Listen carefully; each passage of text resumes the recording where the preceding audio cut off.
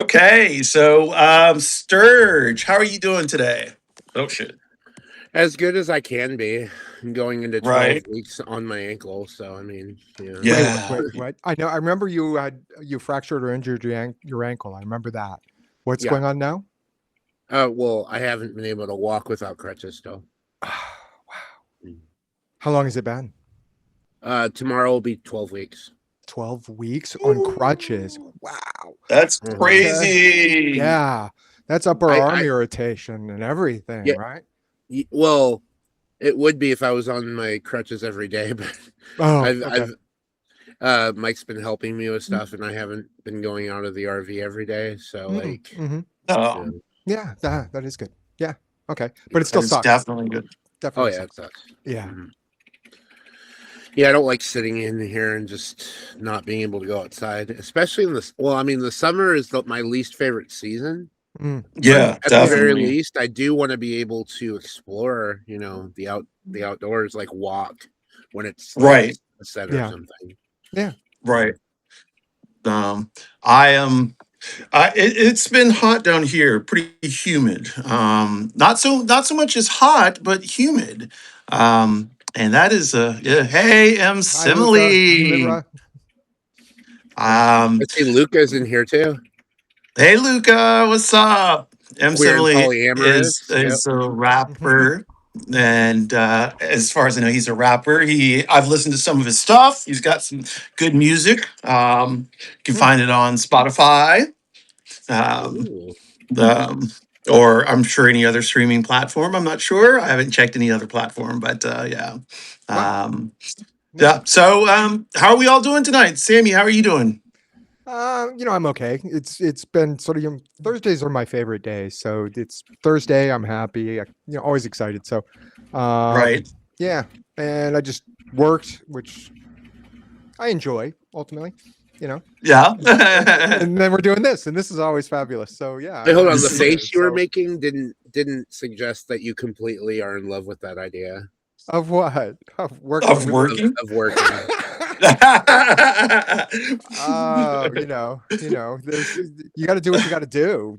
Yeah. Right, right. And so it may not get better on the other side. The grass isn't always greener sometimes, and so you stick with the job because you care about the job, and maybe the people aren't always the best. But in this case, it's the people are fantastic, No. and the job is just repetitive. Yeah, Yes. Yeah. Yes. yeah. I don't know why I'm saying all this stuff. It's Thursday. It's my favorite day. It It's is your favorite day, Thursday, which means one more day till Friday and the weekend begins. Right? Do either of you have weekend plans? Oh, yeah. see, that's the reason why I like Thursday. You just broke the rule, OnyxRose. What was the rule? Well, it's not the No rule. talking.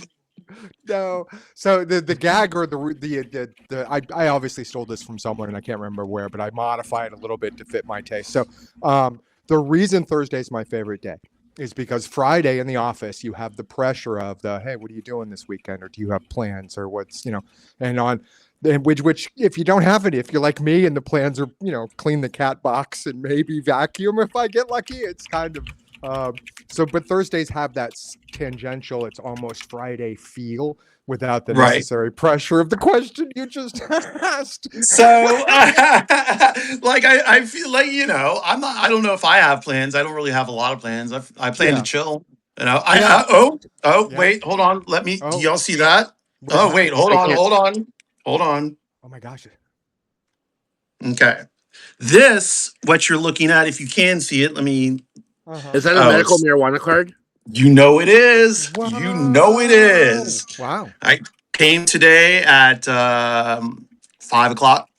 So I will be going shopping tomorrow, That's pretty which cool. is exciting for me. Yeah. Yeah. It's not It will legal where be. you are, is it? It is not. Well, Ah. medicinal is medicinal, Right. and Hence the card. Yeah. yeah. So I'm a Wow. medicinal patient. I was, and so I can buy flour. Mm-hmm. Mhm. Okay. So, Can you? you know, So, I mean, like here it's legal, so I can go down to the corner store and it's like near the liquor store, right? So I get right. whatever, and you can get edibles and you can get flour and you can get Yeah. yeah. Yeah. They Does have all of medicinal there? that. Oh, they do. Okay. Yeah, they have tinctures, edibles, flour, vapes, anything Hmm. you can think of, just about. Hmm. And they don't have like Rick Simpson oil or anything like that, but because Oh, it's not like, yeah, it's not like a dispensary in a legal, like Mm. recreationally legal. Oh, So they'll have, sure. They got and like there's only a certain, toasters yeah, and there's only a certain amount I can have, like yeah. it's Oh, and wow. it's Okay. whack. It's like it's not even it may be a quarter of an Mm. ounce, and that's it. Okay. On my person at Yeah. one time. Wow. Um, Okay. yeah, Yeah, so a here quarter of there an are ounce. Wow. Sorry, yeah, go ahead. 7 grams. That's yeah. it.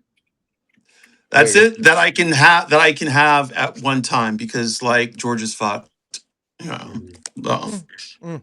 the whole I just hillbilly network. So I don't know anything about Georgia. Sturge, where are you? Atlanta is I'm in fun, but Pennsylvania. you can take Okay. yeah. What was that, It's only OnyxRose? I'm medical. sorry. It's only medical here. Yeah. Go ahead. Yeah, Atlanta's fun, like, but we can take Atlanta and transplant it somewhere else, and it would be just as fun. Just Mm. yank it out of Georgia and slide Georgia down there with Florida, and let's be done with the whole damn thing. Oh yeah. Wow. Okay. So. I remember as a child, I had a poster of Atlanta at just at like sunset with the lights of the cars streaking on the highway and stuff like that. It was the city Yeah, skyline, and I didn't know it's beautiful. forever. It is. I didn't know forever where it was. The photo was taken from, and it was just a poster I had until someone who was Right. from Atlanta said, "Oh, you've got a poster of Atlanta," and I was like, "Oh." Yeah, Nice. it's grown by leaps and bounds. Of course, when I Hmm. moved here in Hmm. 1987, there Yeah. was nothing. Like it is so much different than it was like in the 90s, in the Wow. 2000s. It's just Okay. completely different. Yeah. It's exploded there, and instead of building more, they're knocking down stuff, but they're building up. Yeah. Yeah, Yeah. Mhm. Yeah. I was used to space. that with Chicago. So yeah. Yeah, yeah, yeah, Canyons. Yeah. Mhm. yeah. Yeah. How long did you live in Chicago, Samantha? Uh 27, 25 years, something like that. Yeah. Okay. I only Yeah. lived in Chicago for a couple of years. I was in Albany Park. Albany Park. Okay. What years Mhm. were you there? 2016 to 2018. Oh, okay. Yeah, I would have been in that time. I would have been in Lombard or possibly New Buffalo. So, yeah, Okay. yeah. Hmm. But I work downtown. But yeah. Okay. Okay. Yeah, I'm trying to think. So before that, obviously, I'm from California originally. I'm from Northern Okay. California, Neat. Sacramento. Cali. Yeah. Hmm. And I was there from the time I was born until 2016, and that's when I was forced to move out of the state for the first Mm-hmm. time. I haven't Uh, been back to California since, not even to visit my mom, and she's what do you mean 78. forced? I don't mean to interrupt, but what Well, do you mean forced, honey? my job Oh, okay. left. Okay, so I you was a didn't leave for Verizon. choice. Yeah, yeah. Didn't leave for you were like the law wasn't chasing after you. It was because you had a No, job no, that no, you no, had to no. go to. I wasn't run out of California. No, but No, I don't know. um, Pretty cool story if it was though. You know. yeah. Yeah, I was yeah. I was a Verizon billing supervisor. So Wow. Okay.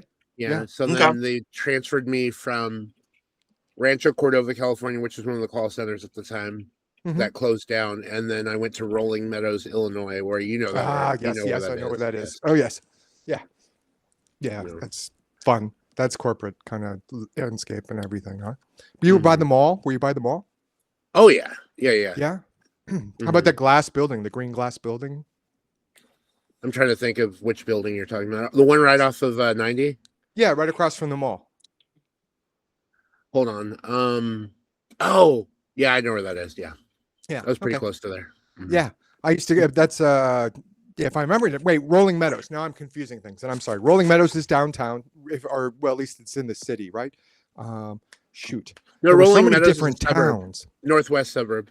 Northwest. Okay. So I'm trying to So think you, of courthouses now. Arlington Heights. Yeah. Uh-huh. Yeah. Racetrack. Cool Mhm. place. Mhm. Horrible drive in the Yeah. morning. Mhm. Yeah, it's all coming together. I swear to God, I used my GPS the whole time. I mean, I remember when I first moved to Chicago and I had to go out. ABCUs. I'm sorry. Oh, she was saying hi to Misuse. Oh, I was saying hey to Oh. Misuse. Oh, Misuse is in here. Yeah. everything kind of broke up there at the same time, and I didn't know. When I first moved to Chicago, I was terrified of the roadway. So the train system worked well because you could kind of like put the map in your pocket, right? But then the highways, and then I had to drive for my job. So and MapQuest. Oh my God, I remember driving through the city with MapQuest, trying to read the next page as you're, because it was all printed out. We were like pirates back then. We were just like, go, like I remember getting triptychs from AAA. From triptychs. Like we triptyched from Atlanta to actually Columbus, Georgia, which is down south, 2 hours, all the way up to Montreal. We that'd be a triptychs cool the trip. whole way. Yeah. So we did a big old trip. Yeah, it was. We drove the whole way and back, and it was fun. Yeah, it was a lot of fun. No, that sounds like it would be a lot of fun. As a Zennial, I barely drove with MapQuest. Like I was of driving age when MapQuest was still around, but by that time, Google Maps and all the other map apps had started coming, becoming more of the standard. So I didn't really get to experience MapQuest. That was during my raving phase. Like MapQuest was like it was like a beeper, and then it'd be like, put in this address, and so we put in this address, go to that, they'd send us another beep, and we just go to that. We'd end up at a warehouse somewhere in downtown Atlanta. There you go. Good times. Fun. So what is on the news? I've got some ending up in a warehouse with a bunch of speakers, a bunch of ravers. It was good. It's always good. No, I'm thinking of the darker turn. I'm taking a darker turn in my mind when you say ending up in a warehouse in downtown Atlanta. I'm like, oh my God, I'm scared. Oh my God, yeah.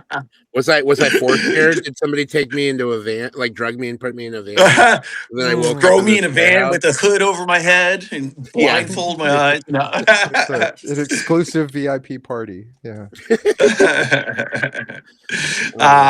But yeah, so A-Town is bomb. I love Atlanta. The reason I love Atlanta, honestly, is because there's a very good not very good. There's a lot of motherfucking black people here. And everywhere else I go, there are not that many black people. Unless it's in like urban environments. Like, we went to Minneapolis and damn, I don't give a shit. Minneapolis, so Minneapolis downtown, there's a lot of black people apparently. Minneapolis suburbs, not so much. I'm just so used to living around black people. The idea of moving to a place that's like 100% white, or even 95, because that's how it was when we first moved to Atlanta. My school was 99% white. My neighborhood was 99.9% white. We were the only people of color within miles. It was. No. I think I may have mentioned the story, and this is when I was in Chicago. I had to go to talk to someone who lived in a rather wealthy black suburb of Chicago, mid-south suburb, Olympia Fields, and it had a mall. No, it was in the south, but it was a historic south, black suburb, and they had a mall there, and it was after lunch, time when I finished my interview, and I went to the mall just to go to like the food court, Panda, whatever it was, and I think I was maybe 5 stores into the mall before I had the sudden realization that I was the only white person in the entire mall, and I remember processing that whole kind of, because I had never, I grew up in Hawaii where I was kind of a minority there as being a haole and being white. But it was completely different. It was a whole different realization. And I realized in that moment that that's what black people primarily go to in most suburbs of America every day. And it was interesting. It was a very interesting experience in that mall. Egg has actually been on family reunions with me and my extended family. So it's like seriously like 40 extended family members, black, and one white person, and it's Egg. So Egg now in my immediate family, We have another white person. My sister is dating a guy from he's from Croatia. He's from Serbia, but he is white skinned. So my family is now kind of mixed a lot. So May I ask it's you a pretty question on it, interesting Rose? because sure. I'm sorry. Okay. So my question for you is then, how do you feel like when you said he's from Europe, right? Like, was he born in Europe? Who's this? Yes, he was born in Serbia, Bosnia. I'm sorry, Bosnia. Well, that's what I'm saying. So, like, do you notice a difference, like, in your family circle when, like, with the like Egg, who was born here versus the guy who's from outside of the United States? Do you notice a difference with the families? No.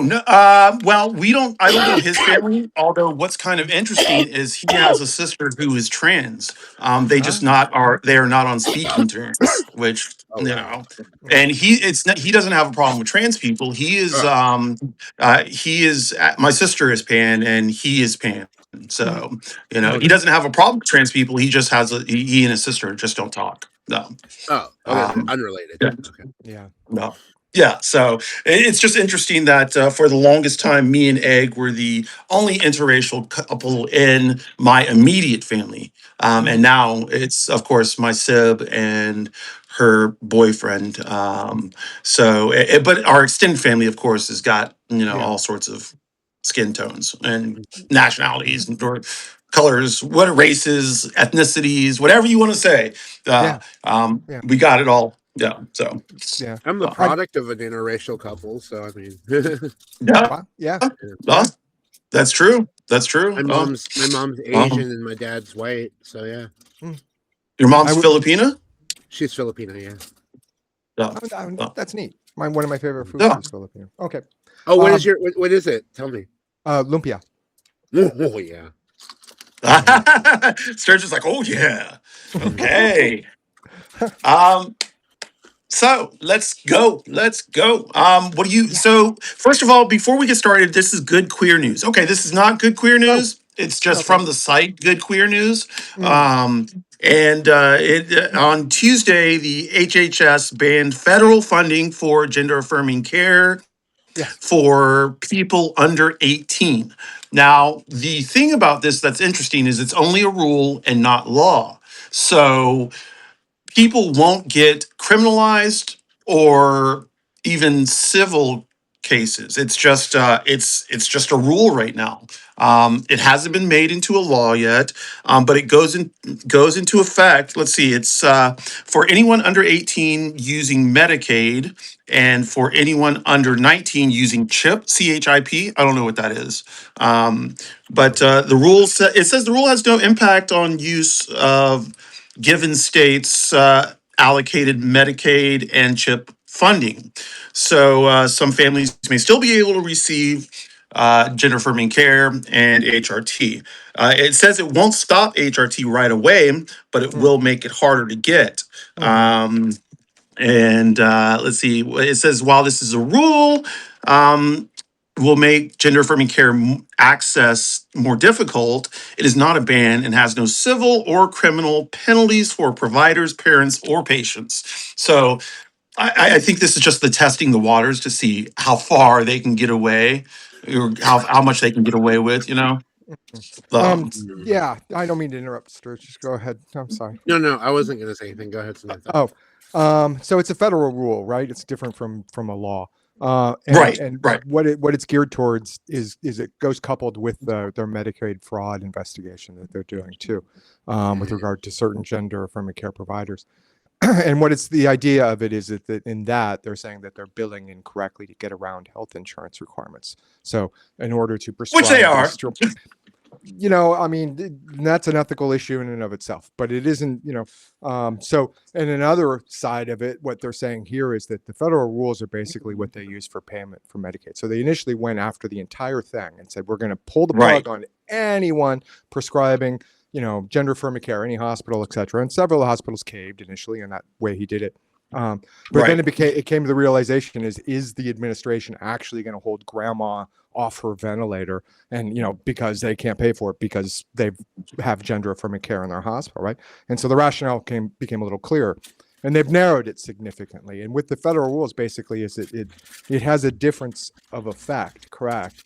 But if that hospital or clinic wants to get paid for federal funded things like Medicaid, Medicare, or CHIPS, they're not going to get it if they're providing care for anyone like us. Now, if states want to step in and provide that additional bonus or extra, they can. That's right. not prevented. That's exactly it isn't federally regulated. The entire thing isn't federally regulated. They haven't regulated gender affirming care. Thank God. Right. But not yet. No, I mean, we all know that our erasure is the goal, right? Right. And then once they've erased us, they'll move on to the next boogeyman that they can create. And, right. We assume it's going to be gay people, or it could be anybody. Who knows? Communists. Who knows? Communists. They'll pull something out of the past even further. Right. Right. Anyway, but so it's an attack. It's the same kind of prong, and it's an attack, and it's an economic attack, basically saying if your clinic provides this stuff, we're not going to pay you for it. So good luck. And they assume that these surgeries are expensive, and in some cases they are. Well, and so it comes down to that argument. People are always saying, well, I don't think I should have to pay for gender affirming care. Well, personally, I don't think I should have to pay for Viagra. I don't, I'm not so right. I'm not right. I'm not so crass as to say I don't want to pay for elderly care. Right? Anybody over 85, screw it. Right. Cost me health insurance wise. I mean, one could make that argument. I'm not. I love it. Right. I'm gonna be right. Anyway, or pregnancy or any of those kinds of situations. That's the whole idea of the collective bargaining of a health insurance plan, is that you get to present a unite, this group of people who are going to participate. And when you start making moral choices over who should have coverage in this fashion based off of what they're using, it's kind of icky, and it's a slippery slope. And right. Especially when this logic of the slippery slope saying it's because you're trans and whatever doesn't make sense when you accept the fact that we're just people too. Right. Anyway, I'm sorry. Yeah, no. I'm glad you were able to provide and shed more light upon what is actually going on. So that's perfect. Yeah, thanks. You can. By the way, you can comment on the federal rules, but you can't. But they will go into effect. There is no we can stop this, but you can certainly comment on those rules, and it would be kind of the regular the history or whatever. Right. So please. It's going into effect on the 13th of October. Yeah. Yeah. So Yeah. Okay. It is a sneaky way around it's a sneaky way to not to limit gender affirming care. And especially targeted at poorer people or people who rely on Medicaid, Medicare, or CHIPS. It's it's not only is it attacking trans youth, trans people, but it's also attacking those who are in a particular class who may have to rely on that for their health care. So right. And it's not like we aren't primarily underpaid as a crew. Right. Yeah. So it's a pretty effective weapon when you think about it. But it is. It's unfortunate that it's based on a misconception about who we are and just a weaponization. So again, I got on my horse again. I'm sorry. You need to stay on your high horse. We keep it up. We keep it up. Stay on your high horse and keep preaching. Let me move that. What's good, Sturg? I hear that you have questions galore, or some. I mean, yeah, sure. I did prepare some questions for today. Wait, we have. Okay, this is cool. This is gonna be good, OnyxRose. Cool. Okay. Yeah. All right. So the first one's a music question. This one's for Samantha. Oh wait, I'm playing too. Yeah, you are. Okay, let's go. So, all right. If you had to pick one album to play in the background while someone's reading your work, what would you recommend? Okay. Daydream Nation by Sonic Youth. Nice. I love that album. Now, OnyxRose, same question for you. Protection by Massive Attack. That whole album is just bomb. Yeah, it is a good one. Wow. How about you, Sturg? What about you, Sturg? I never really thought of it, but now that we're doing this, let me think. I don't know.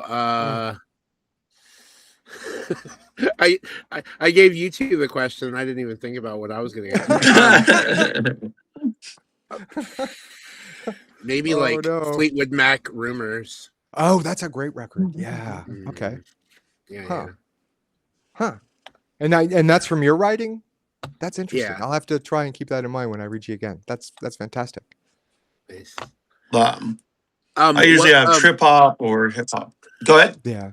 What is the hardest? Okay, so back to Samantha. What is the hardest part about writing for you?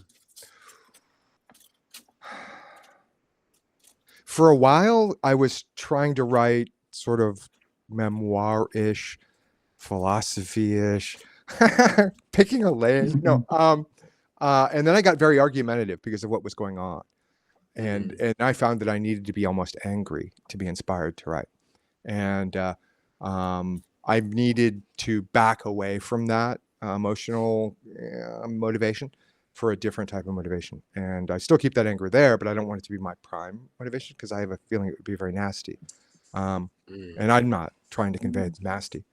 So the hardest part for me is I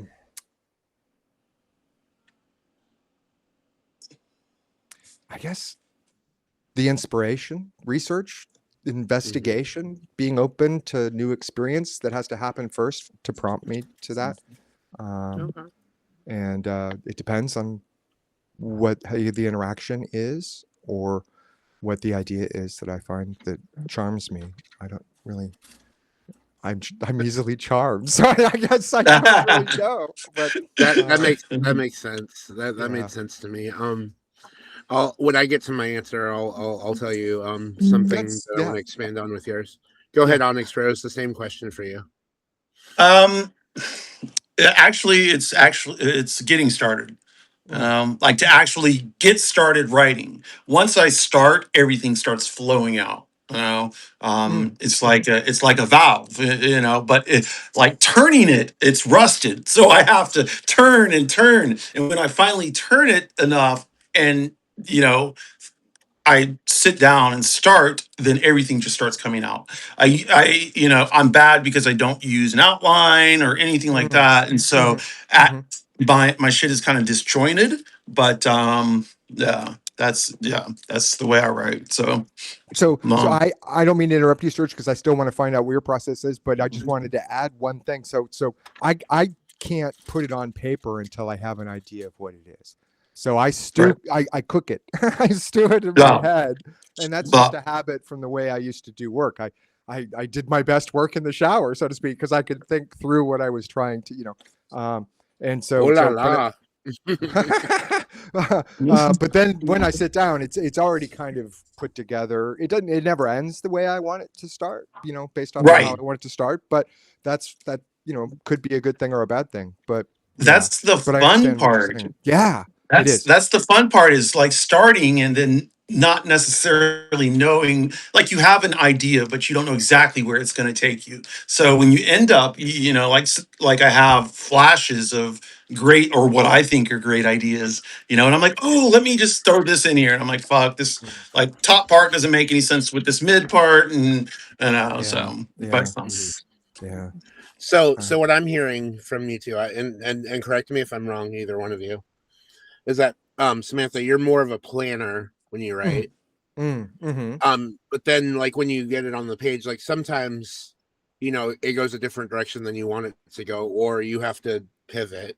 And OnyxRose, it sounds like you're more of a pantser, which is somebody who like writes from the seat of their pants. Like so you get once you get the juices flowing, walking the razor's edge there, OnyxRose. That's it. Yeah, that's how I work.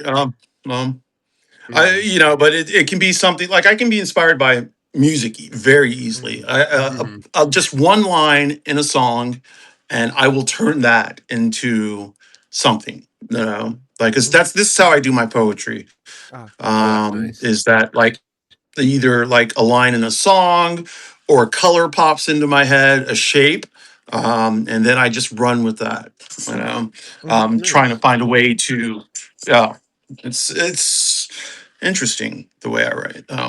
It's the way I write. So, Exactly. I mean, everyone does it differently, right? Everybody has their, it seems right. at least that they all have their individual processes and struggles when it comes to writing in general. But it's interesting hearing your process, and I can't wait to hear yours, Sturge. But I have to admit, OnyxRose, yeah, I feel you. For sure. So yes. yeah. So Samantha, in line with what you said earlier about you were trying to find like your focus or like what your writing was trying to say or whatever. I never really zeroed in on one particular, like I guess I never really thought about when I started. Like when I first started writing 5 years ago on Medium to start and then Substack now. Yeah. I called myself proudly nicheless, so I didn't have a niche. I wanted to write everything. And right. The main theme here is, I guess when I started going back and reading my stuff, it was rooting for the underdog, overcoming adversity, because I've been through a lot of shit. And actually, while I've been writing online, a lot of shit has happened to me because, this life in an RV before this was a tiny home that we had fashioned out of a box truck that had doors on the back, and it was pretty interesting. But we've been living on the road now for 6 years since COVID. So wow. Yeah. I have a lot of stories I can write, like travel, times when we were at like truck stops and different things like that. My stories are very raw. I'm a lot like OnyxRose, is I don't really have like I get inspiration and I don't have a solid idea going into it like you do. I just let it flow and see what comes out. And sometimes I can be angry, like what you were saying earlier. You don't want to necessarily come from a place of anger. Yeah. Sometimes I do. And I've also been an editor for a little while now too. So what I'll do is once I read that and go through my first draft, I'm like, you know what? I don't want to come off this angry. Yeah. And I'll tone it down. I'll run it through a couple of revisions, a couple of passes, and I try to get it just right. But sometimes, I'll leave that raw emotion in there because honestly, I feel like the raw emotion is what inspired me to write in the first place. So and for me, so the hardest part about writing for me, I guess, is focusing on what I want to start with. And but once it comes out, like you said, OnyxRose, once it comes out from there, it just kind of flows out. But then I'll pass it a few times because I want to make sure it sounds decently polished. Yeah. Or right.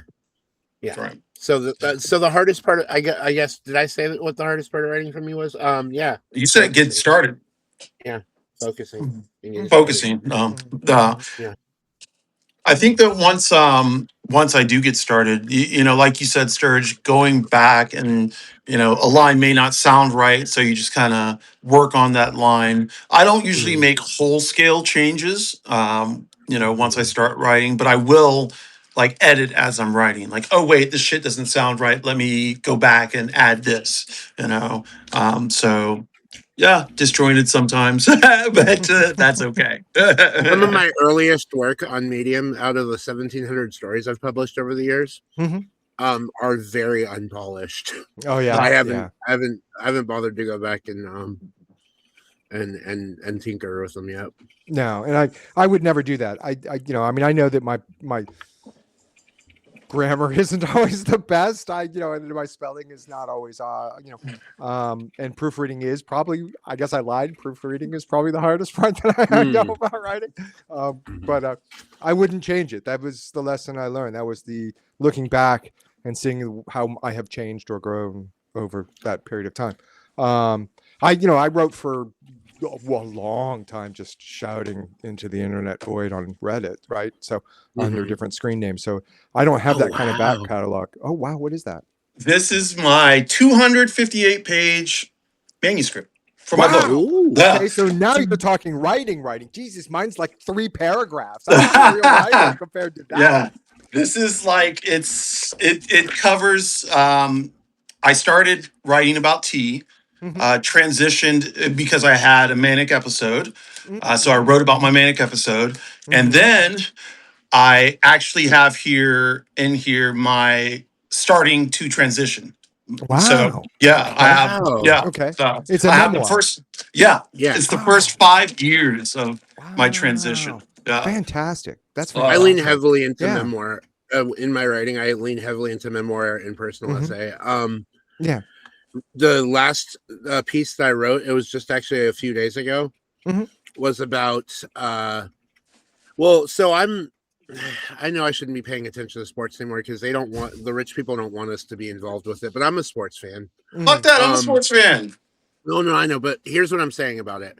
So a piece I wrote, it was an opinion piece, it was a personal essay about a proposal to change online sports gaming, because right now the way it's the model that's currently running on is unsustainable. That's my argument. Wait, online sports gaming, meaning gambling? Well, no, not gambling. Like I'm not for gambling at all. Video gaming. So like video games like Madden, NFL, NFL, FC. Okay. You mean like when it goes professional and they have all the the competitions for video gaming in the United States? It'll eventually get there, right? I knew a person who was number 3 in Call of Duty at the time. Yeah. I know that it takes a lot of skill, talent, and playing a lot, but other than that, it's just I'm decent. I'm decent at the video games. I am not good at any video games. I can play dice with buddies on my phone, which is like Yahtzee.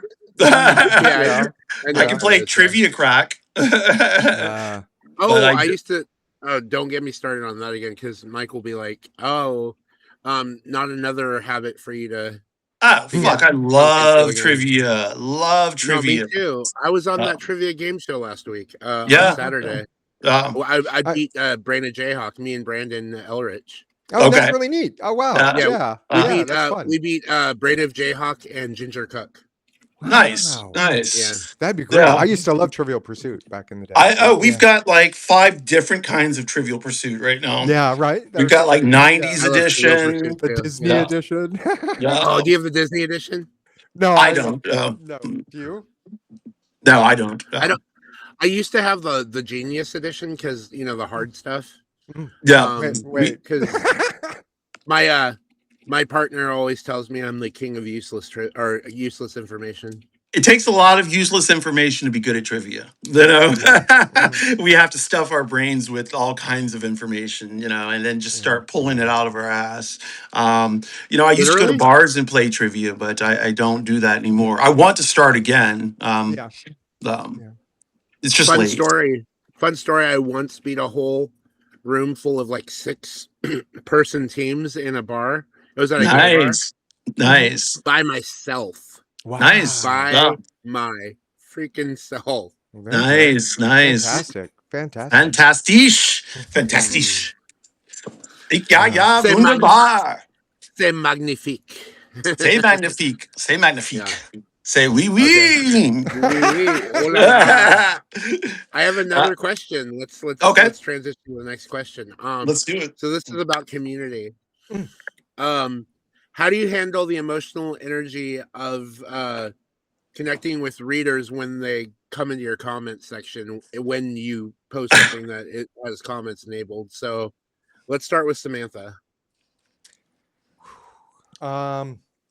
So when I first started here on Substack, pretty much every comment was emotionally draining. It was either a negative comment of, go get effed or something. Or it was, someone trying to be sympathetic, or someone trying to maybe, a trans parent who, was latching out for some information, I guess. I don't know. But most of my comments were always negative.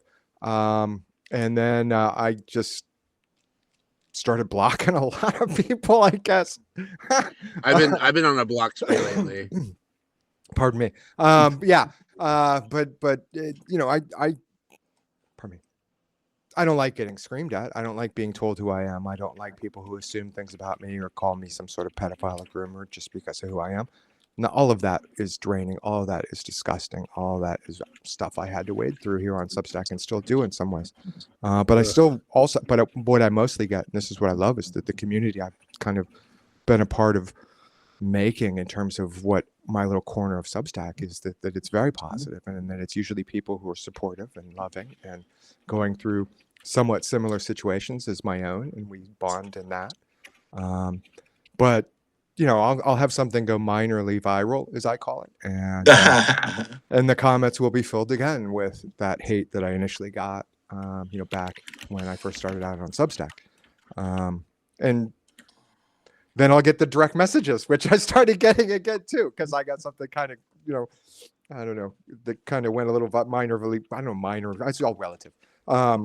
But it's getting more comments and more visibility for me than I normally get in certain circles, and because it's, you know, a little bit inflammatory, or at least a little bit exciting, and so it's been interesting. And when you get 3,000 restacks, and those people start having comments on those restacks, right? And you're like, it's like playing whack-a-mole with, you know, just the hate sometimes. And when it spirals out of control, I hate it when it spirals out of control, because then I lose complete control of the thread, and I don't have any, and my name is attached to the top of whatever this is going to. And I can't, you know, but I try to police my threads. I don't want people seeing hate associated anything under my name. So, you know, even if it's if it's restacked to someone else, I go with it. So, but when it gets too many people, it's just overwhelming. How about you? Well, I'll make it before I get to OnyxRose. I'll make a quick comment. I think the two people that I restacked the most on Substack are you two, honestly. Like when I go back to my thank you. When I go back to my my feed and look, it's either something OnyxRose posted or something you posted, and I'm like, oh, awesome. I've noticed Thank that. you. Yeah, I appreciate that. Yeah, I'm sorry, OnyxRose. No. I don't remember the question. I'm sorry. Okay, I'll read it again. So how do you handle the emotional energy of connecting with your readers in your comment section, basically? So like when your comments are turned on, like what kind of energy, or like? So okay, my comments are always on. I welcome most people's comments. Now, if I return and if I answer it, is another story. If they're transphobes, I may not answer it. But on most days, I will go at a transphobe. I will go at a bigot. You know, I will go at a racist. I'm not that one. That's what you're saying to them.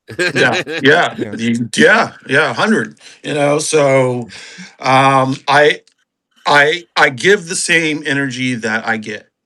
Put it like that. Yeah, that's amazing.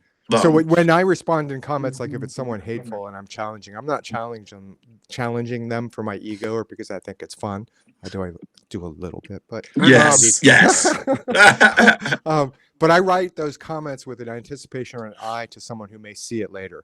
And that's true too. Yeah. 100. And so, you know, I write to an audience in the future while they're tending to just frustratingly express their emotions to me through anger and hostility and a lack of understanding. So it's kind of like they're venting, and I'm using that venting as a lesson. So ultimately, you know, when it comes down to responding to hateful comments, because I leave my comments on all the time. I had originally when I started my Substack, I was like, I'm going to leave all the hate there and show people what it's like. And then there was a lot of freaking hate, and I started going, I can't do this anymore. And so now I police my threads, you know, for bigotry and hatred and anything obvious like that. I'm not afraid of conversation. I enjoy it and have made friends with in my little Substack with people who started off, you know, being of a different opinion, and I enjoy that. Getting to know people that way and finding commonality. But it's weird. I'm sorry. What would it be then? Like, you'll only engage with those people when you realize that maybe they're coming into it with a good faith, but then they're open to learn or something, right? I've been doing this for long enough, and plus my life has been lived with the tiger in the room my whole freaking life. I have been doing this long enough to kind of know just on how they start and their profile, because I don't respond if I don't take a look at their profile first. If it's somebody, you know, bot like, you know, I'm not going to play. I don't, But if it's somebody who has, some comments and some opinions and express some views, especially if it's on us, if it's someone who's never expressed an opinion on us and is now attacking me, that's kind of, I take that as just wrongly worded curiosity, I guess. I don't know how to say it. And I'll try, but I can pretty much tell when it's hate right off the bat. I can tell when it's nuanced hate. Those are my favorite, the nuanced hate. But I can see those too. I get that. But I basically give you two answers, and then if you don't, I'm not going to respond anymore. And it's got to be intellectually honest. You've got to, I'm not going to listen to somebody tell me who I am. I mean, fuck you. Who are you? Right. That does not even fly. Or they search for causes. Wait. You were abused as a child. Let me guess. Right. I know. What the hell? I'd be like, stop, bitch. Stop.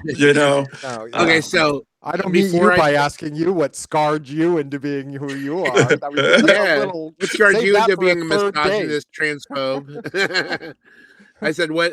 I'm like to this person, be like, what shaped you into being a misogynist transphobe? Yeah. That's what you would say to them. Yeah, and that's OnyxRose and I were having a conversation. Well, so this is the backstory on this, OnyxRose. Do you mind if I talk about possibility of doing this on Thursday or on Sunday show with us? No, go ahead. Yeah. Okay.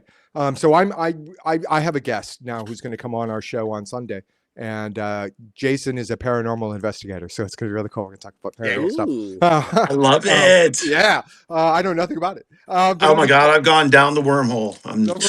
Good. That's fantastic. So this was Autumn's get. Autumn, the trans witch, wanted to and Autumn knew Jason, and I met Jason through Autumn, and Jason's a nice guy. So he's just a straight cis male, and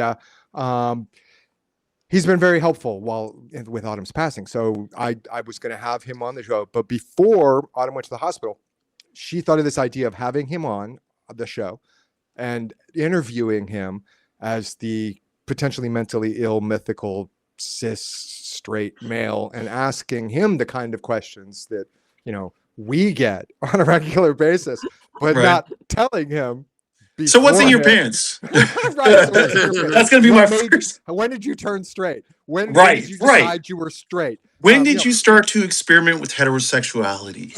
Right. Do you regret it? Do you find it harder to fit in? But all of these kind of questions that and we were going to lure him in and do this to him, but then we decided we should probably clue him in. Right. And then Autumn got sick. And the reason Autumn wanted to do this is because Autumn's first show on the radio, Jason interviewed Autumn, and he asked her all the stereotypical questions, and we've given him crap about that ever since, right? Because so we were like, let's turn the coin. But anyway, so Jason's going to be on our show Sunday to talk about paranormal stuff, and he's an interesting gentleman. I don't know anything about paranormal stuff, but he has a way that he investigates and the way that he talks about it. And I think it's an interesting story. We might hear some haunted stuff, and who knows? I don't know. So let me just tell y'all the wormhole I've been going down. Okay, so first of all, do y'all know about the GATE program? The what? The GATE program? What? Okay, the gay. Not part of no gay program. What? No. Not gay. That's kind of what I heard the first time too. GATE. Go ahead, guys.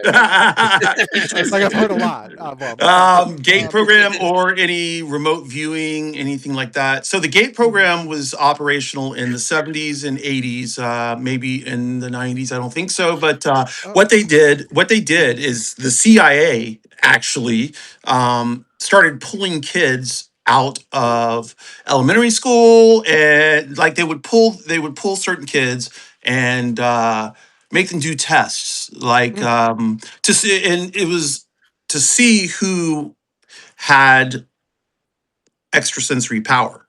Wow. And it's true. Like everybody can be psychic. Anybody can. It's a matter of working the muscle.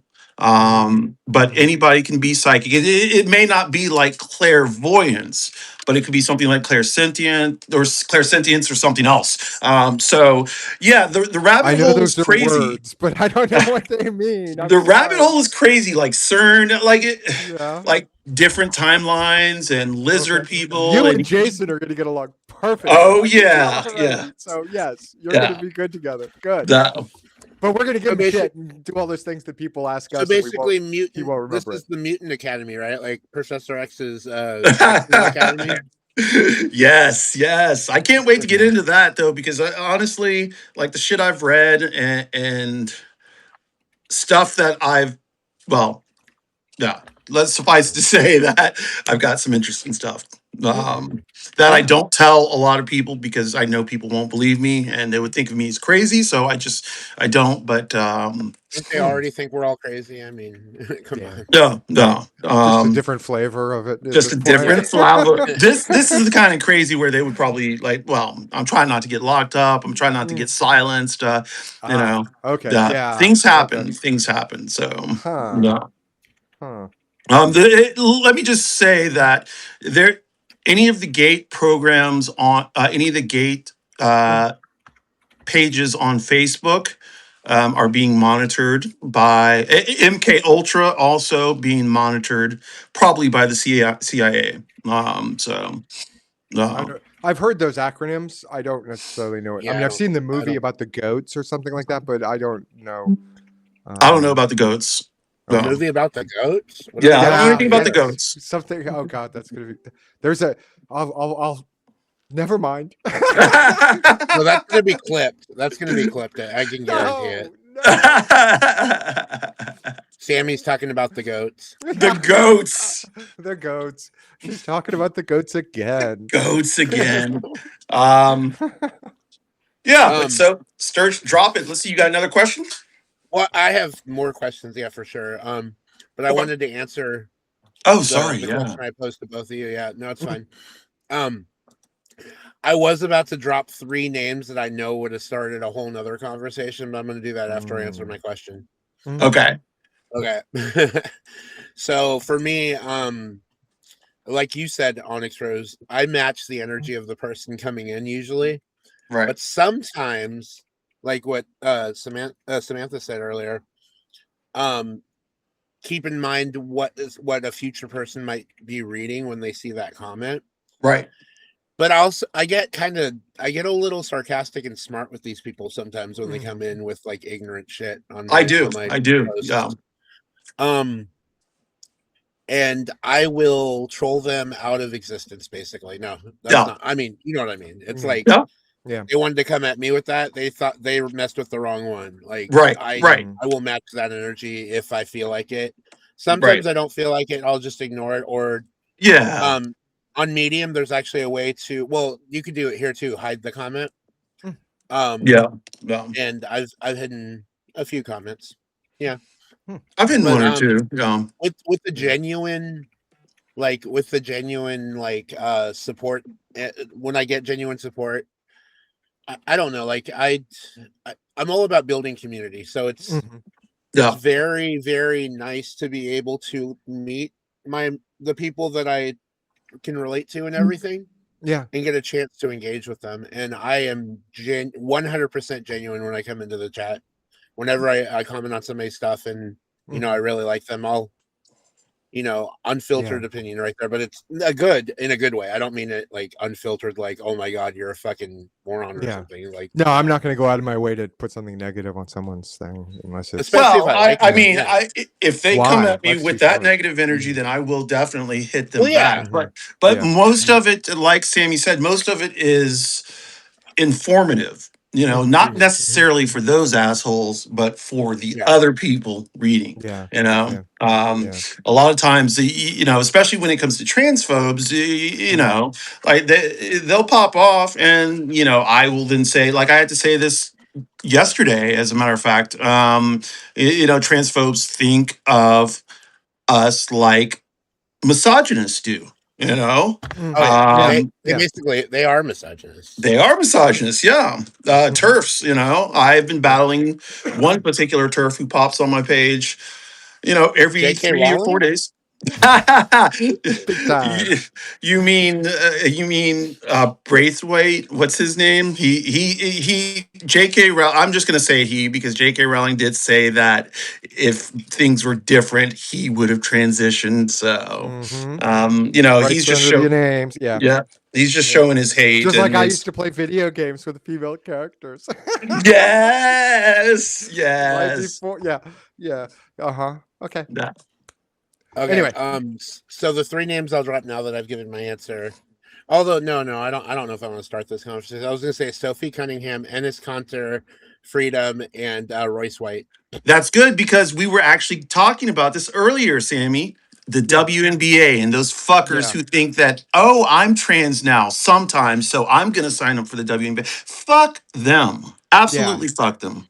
Oh, definitely. Yeah. Um, That's just a stunt, and I think most people have seen through it. And well, and the rhetorical argument they were trying to make ended up backfiring on them, because in a way, I think those two are almost the perfect example we've been saying all along. They're almost our best allies, just because of the way they blundered into this, with their arrogance and their whatever. But I they're can't call them proving out. everything we said. They're proving that it's always cis men. It's not, we're not putting on wigs to go win at women's sports. Right. That's his argument. That is him who's doing it. Right. Yep. That that's their rhetoric. Their rhetoric is so such that they need to self-fulfill their own freaking policy, or their prediction. It's self-fulfilled crazy. prophecy. And you know what I want to do? I want to see their browser history. Because people that are this hardcore against trans people, they've been fucking looking at trans porn. I was going to say, I won't go there. I won't go there. But I was going to say Sophie Cunningham probably watches lesbian trans porn. Sophie Cunningham probably watches gay porn. There are a lot of straight women who watch gay porn, and that's fine. Like, I have no problem with that. She can watch all the gay porn she wants, but like, that does not translate into being trans. No. And so, like, Sophie, I don't really know much about Sophie Cunningham, because once I heard her start bitching, I tuned that bitch out. So I don't really know much about her, except for the fact that she's white and blonde and like she's a transphobe. So she was Caitlin Clark is on the same team. So Caitlin Clark was So they brought her in. Indiana Fever, because they brought in Sophie Cunningham because Caitlin Clark was getting pressured by defenses. Right? They were singling her out. No, I mean, you would to do any great player. So any great player. So they bring in defensive people. They bring in people like to defend her, basically. The enforcers. Yes, it's just like hockey. So when kids play, everything's analogized to hockey because it's the only sports my kids play. But yeah, it's like an enforcer. That's why they brought her on. She's a second string guard. She's not that she's not, but she's the enforcer. And now, of course, she does nail 3-pointers. That's true too. She can make them rain. But her primary purpose was to stand up for Caitlin Clark, and that's a noble role within a team.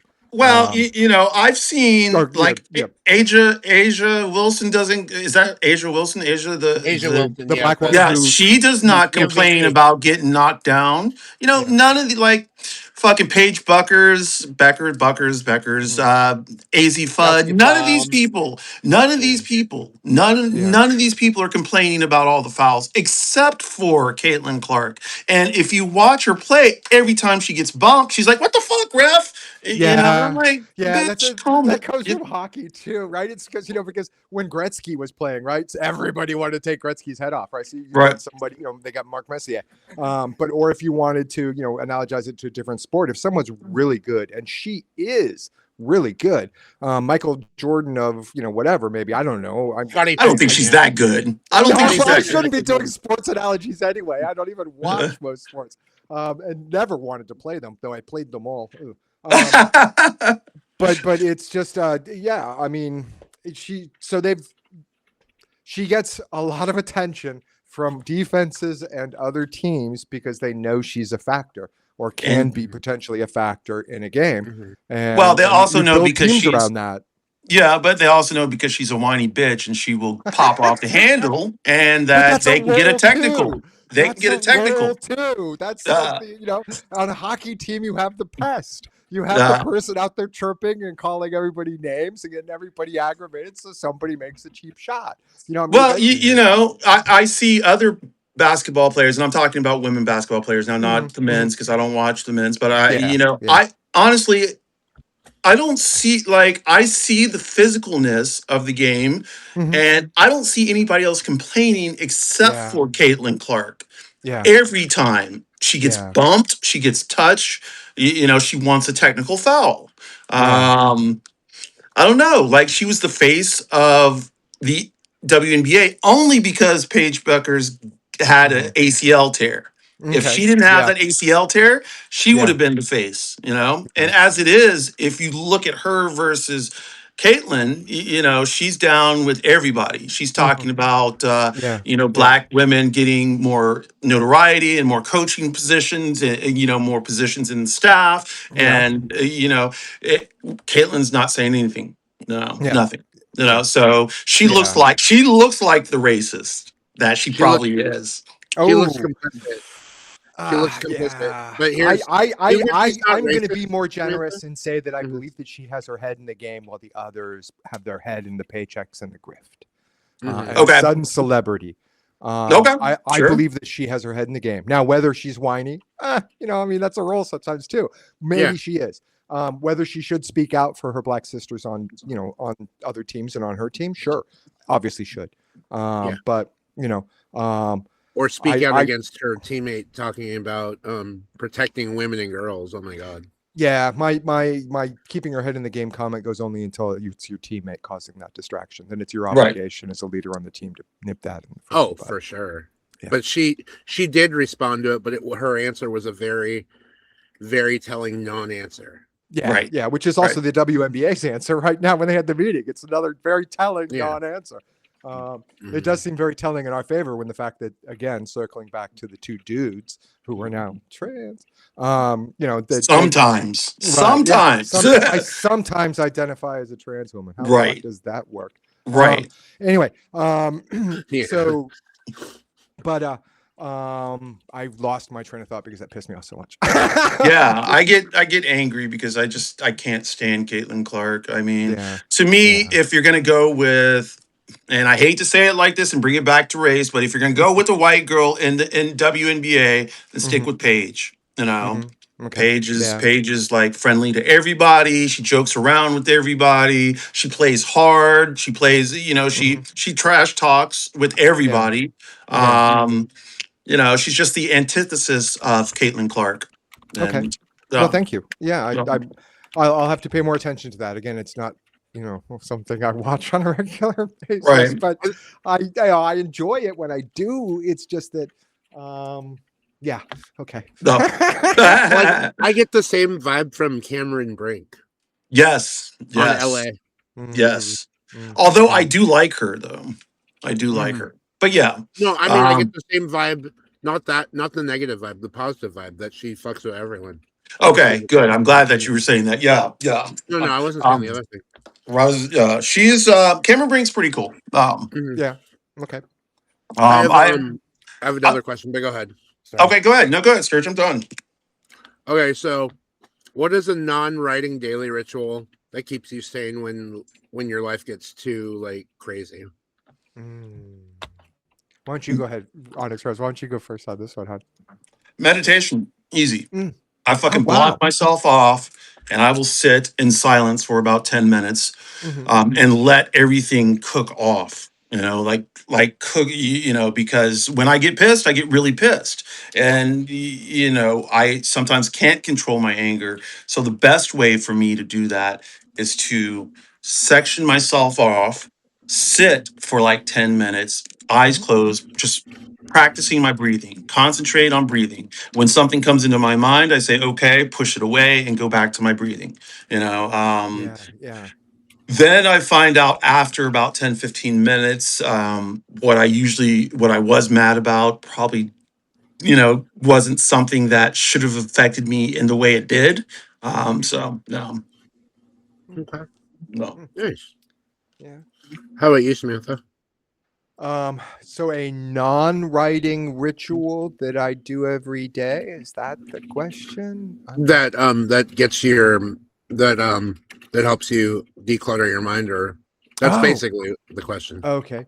Yeah, I have a hummingbird feeder, and I love watching hummingbirds. Yeah, Nice. Yes. that's a way to just kind of like watch the hummingbird out the window. It's a hummingbird because I didn't realize at first that they were so aggressive and that they scare off other hummingbirds, and so you just get one hummingbird. Yeah. The food sources are so scarce that they will defend it. Really.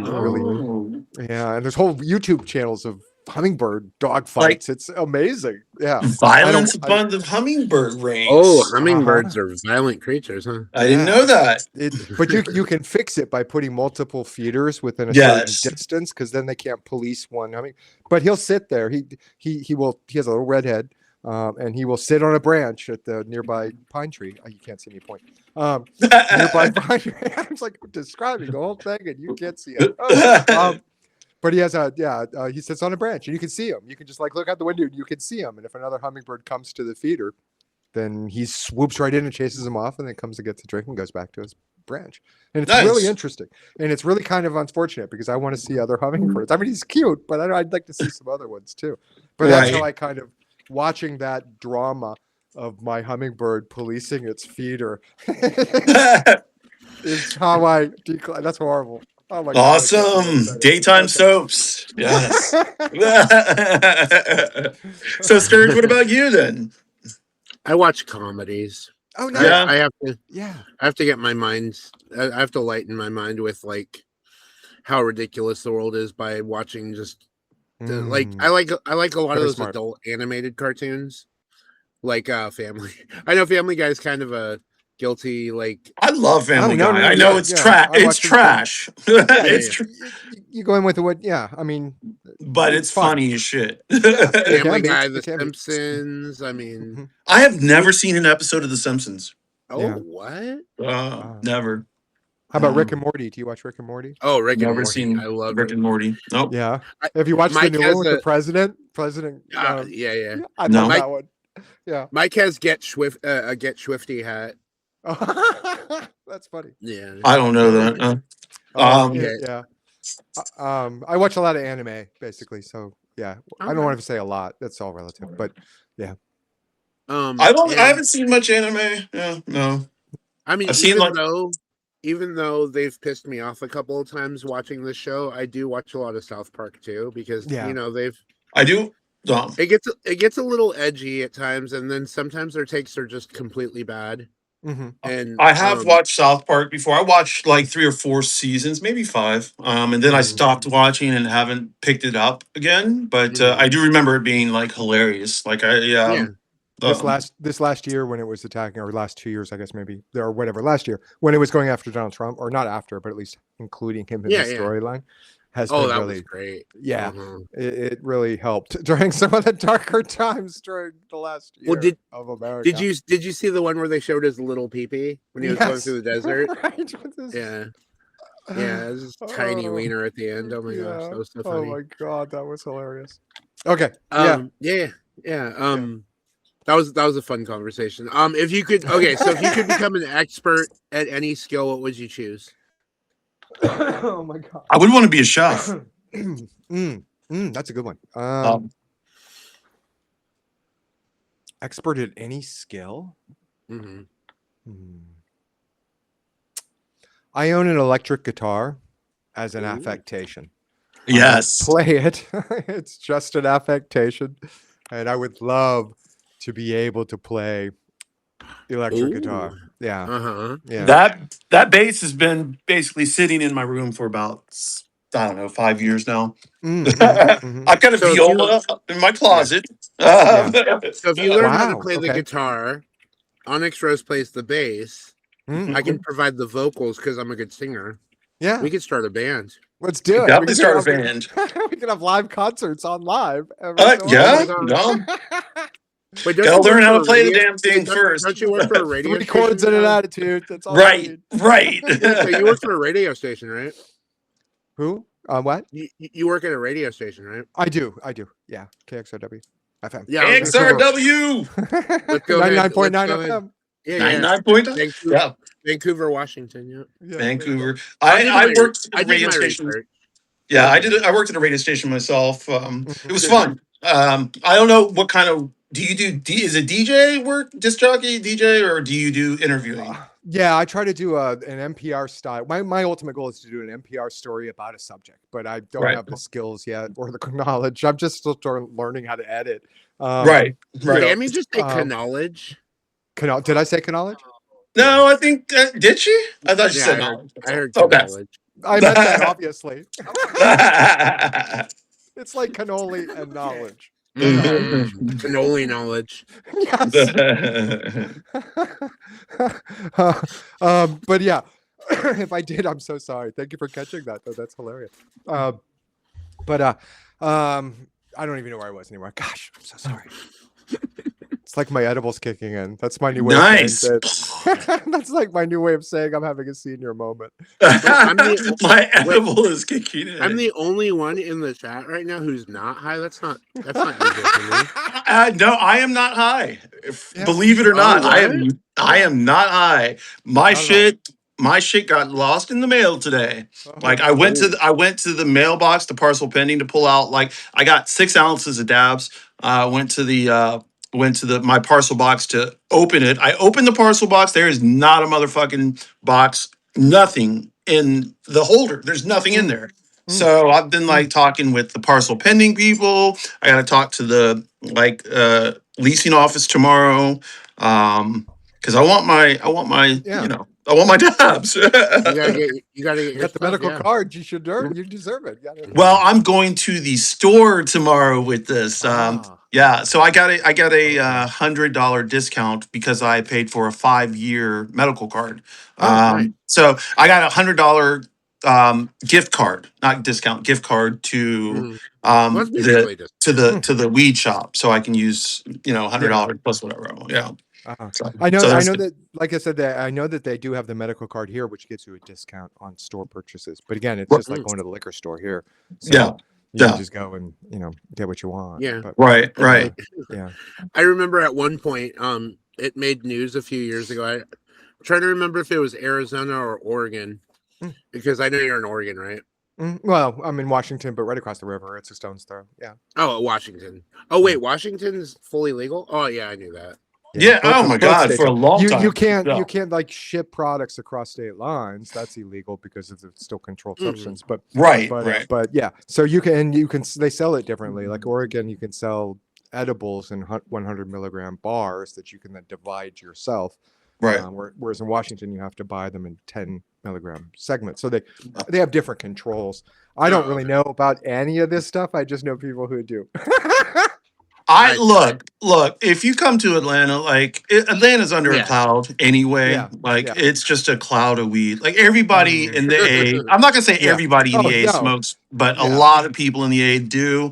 Like, Mother's Day, like we went to brunch, and all of a sudden, like it was just this heavy smell of weed. And of course, my eyes were like, where is this shit? Because I want to take a little hit. But my sibs were like, what the fuck? Because my sibs don't smoke. I'm the only one in my family who smokes. So my blood family, not my chosen family. Yeah. Okay. Yeah. Well, what was I gonna say about Washington? Oh, well, Washington has a sizable Asian population, which I love. Yeah, it's. I mean, if I had to sum up the racial makeup of Vancouver, this area where I live, I'd say that it's Hispanic, Asian, Caucasian, and then of course black and brown. But there's fewer black and brown people here. This isn't. It's that was also my experience in Northern California. Like, it's Pan-Asian, so it has most of the Pacific countries sort of here more than it has other aspects. Right. Yeah. How many Filipinos are there in your area? I have never really looked to notice, Sturg. I'm sorry, I can't really tell you. I live predominantly in a Hispanic neighborhood. So, around me are primarily Hispanic locations. I was going to say, like that. I always look. Wait, Hispanic Caucasians? What's that? No. Say what? I thought you said Hispanic Caucasians. I was like, No, I live in a Hispanic neighborhood primarily. Okay. Did I say Caucasians? Oh my God! No, you didn't say. My edibles are really kicking in. Hispanic Caucasians. Well, there are Hispanic Caucasians. Yeah. Well, I mean, that's a relative term anyway, depending on history So, and the point of view. So I dated a Hispanic Caucasian. He was one of my exes. So how can I'm gonna you're gonna have to help me out with this. Like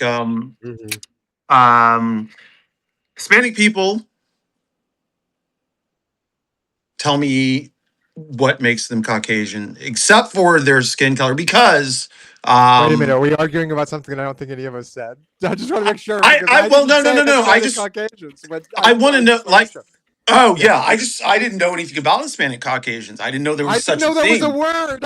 I didn't know it either. Somebody said it. I didn't know that. It's a real word. I think we coined it. No, I don't. Maybe it is a real concept or a real word, but I've never heard it. And I didn't really consider. I mean,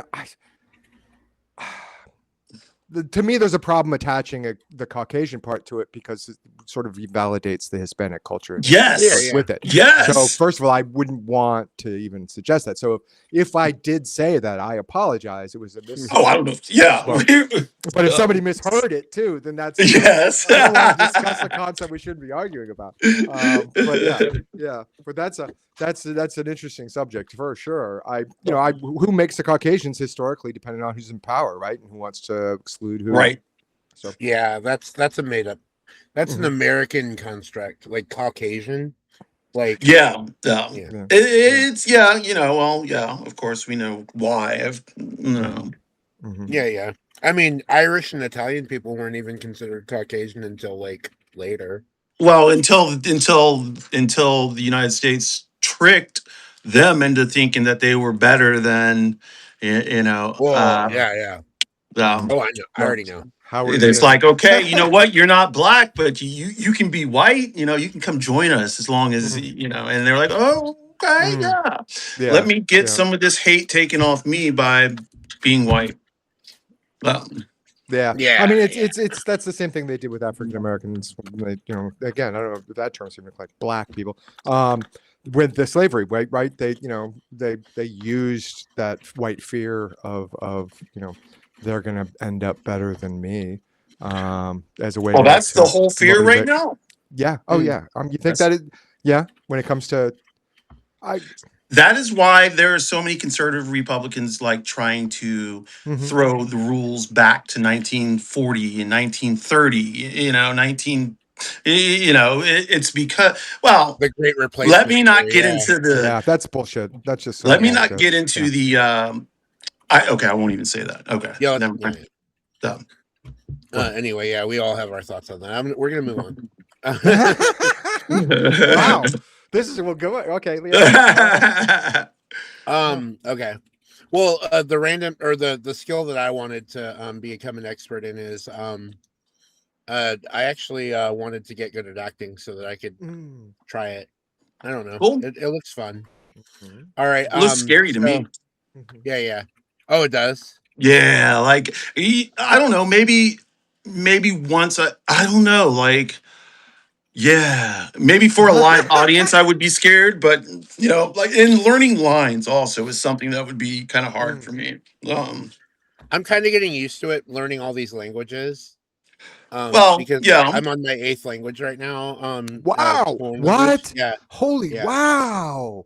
Yeah. That's right now amazing. I'm studying French, and OnyxRose and I have been going back and forth speaking some French to each other. I can barely speak my own. That's fantastic. I love that you can do that. Yay for you. That's fantastic. Yeah, it's my gosh. French is fun. That language. Oh my gosh. I think it's a pretty language. It is a very pretty language. Yeah. It's kind of crazy because like the vowels are just like way the fuck out there. Like, come on now, friends. But I love the language. I'm an admitted Francophile. Yeah. I love European history and our own history. Connected. But languages have never been anything that has connected with me. Just because I primarily think of my dyslexia or whatever it is, but I can't make it sound. I'm horrible with pronouncing people's names too. I can't see the pronunciation sometimes. I would to that aspect, I would say don't attempt Danish pronunciation. Yeah. Good advice. Good safety tip. Thank you. Riskliv Mafliv. Oh my god. Yeah. Yeah. That's red cream with berries. Or red berries with cream, sorry. An entirely necessary and needed phrase when you go to Denmark. It's a very the dish is very popular in Denmark. Right. It's basically their national dish. Yeah. All right. So now we're gonna get back to a music question because I really like this one that I came up with. Yeah. Thank you for coming up with these questions, Sturg. Yar. What kind of music do you like to listen to when you're sitting down to write? That's a great question. You go ahead, OnyxRose. I can see you're ready. Go for it. So I listen to honestly, I'm listening to dance music. And it's like when I'm sitting down to write, there's a specific YouTube group that I watch. It's like Smokey. Oh God, I don't. It's like Deep House. It's called like. I love deep house, first of all, but it's a particular type of deep house, and it's got a lot of vocals in it. It's got a lot of nice beats. So the words then and the colors start to come from the song, and so I use that to write, and that's how I write. So I use dance music a lot. I'll use Ethel Cain. I've been using. Oh yeah. Wow. Or if I'm in a mood, then like hip hop. I'll sit down and listen to some J. Cole or some JID. That's who I'm listening to a lot now. So yeah, that's fantastic. I like the dance music too. I like the popular, kind of just to keep kind of motivated. But if I'm like seriously stuck or something, I have two records that I fall back on, which are Faith and 17 Seconds by The Cure, back to back. Oh. Love 17 Seconds. Actually, I love Faith too. Yeah, they're both great. I'm sorry about that. Yeah, they're both, but they have that sort of like space between hit songs, so to speak, to just kill with the other music. Well, they're all great songs. But and then so those are my. I know I'm stuck when I'm walking around the house, listening to 17 Seconds by The Cure. So, but that's What about you, Sturg?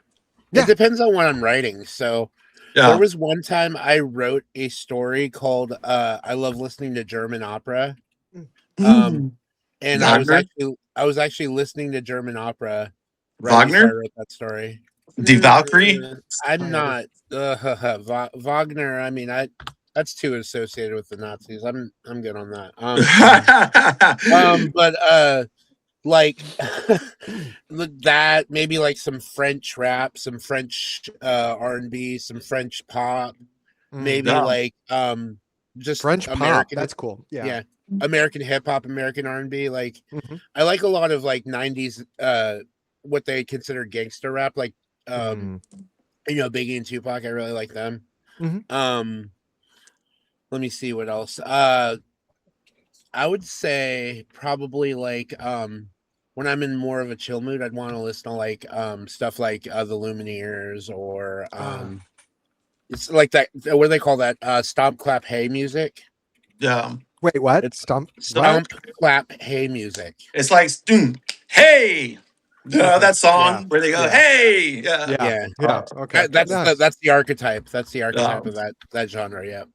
Okay. I like to listen to Jhené Aiko. She's got a 15-minute, 15-second song that's called "I Am Not Afraid." Creation mantra, and it if you like meditation. It is a perfect 15-minute, 15 seconds. So it's a good. It's some people meditate for 30 minutes. I don't do that shit because I've got ADHD, probably ADHD. My mind is not like that. So I'd be doing it in 5-10 minute sections. So yeah, I'll deep in for 10 minutes and then pop back out and be like, okay, whatever, and then I'll go back in because I can't. my mind wanders a lot. And so like trying to still the mind for me is hard because I've always got dialogue going on in my head, music going on in my head all the time, except for when I'm asleep because I just don't remember. But then I'm dreaming. So yeah, like it's like constant. So gotta feed the voices. Yeah. Exactly. Keep them active, keep them going. Yep. I was gonna say, yeah, like I can relate to you, OnyxRose, in that respect. What I used to do when I was working these mindless corporate jobs is I would always sing at work. Yeah. I would sing constantly at work. I was the singing guy at work. People would hear me sing and they'd be like, "You're the singing guy." I had a job at Safeway. You know Safeway, Samantha. Yeah. I know Safeway. You know, well, but that's not out in our neck of the woods right now. But I'm from the West Coast, so I was just because there was a Safeway down here, like in Oh, okay, I didn't know that. But I was the singing courtesy clerk. Oh wow, nice, so, nice. Like people would come in and hear me singing while I was restocking or pushing carts or whatever, doing demos in the deli. Demos in the deli. What a name for a 5-track EP. Demos in the deli. Okay, so hold on. So 2005 though, this is one thing I'm not particularly proud of, and I can't believe I'm actually sharing this live. So back in 2005, I mean, I'm brown, so maybe I could have gotten away with it, but before we realized, well, it was even kind of in poor taste back then, but I did a Mexican accent over the intercom because I was trying to promote like an item that we were selling that was like, I think it was like jalapenos or salsa or something. And to get people to come over to get their attention, I was like doing it this put on fake Mexican accent to get them to come over the intercom. And people came over like, "Oh, you don't talk like that?" Because they thought that was my real voice. I'm like, no, I was just getting you guys to come over here. And they're like, "Oh, well, that's kind of rude." Yeah. Walked away. I'm like, "Oh, yeah." What did we learn from that poor experience, right? Right. I mean, there are a lot of things that I've learned over the years just by doing it, I guess. Yeah. Oops. Every day. Every day. Every day. Yep. Yeah. Oh yeah, for sure. Okay, so how do either one of you decide? Nice catch. I like that. No, I know. I don't like that. I'm from California, and we call everyone guys and dude. Bob.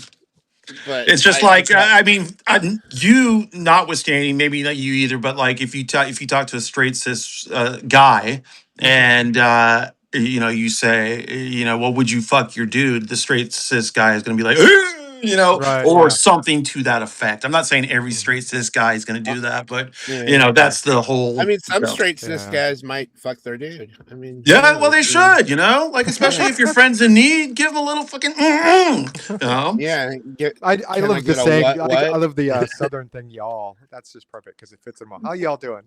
Y'all, yeah, y'all. I say y'all all the time. I'm like, I don't have an accent, but I say y'all all the time. I do. Shimmy, shimmy, ya. No. Shimmy, shimmy, ya. Yeah. You know what's up. You know what I was talking about. Wu-Tang. Right. Oh yeah. So how do you decide when a story that you're sharing, like a personal story online when you're writing, is just too much? Like you can't you like start writing it, but then you realize it's too raw that you don't want to share, or do you share it and push past your initial hesitation and publish it anyway? Like, how do you go about that?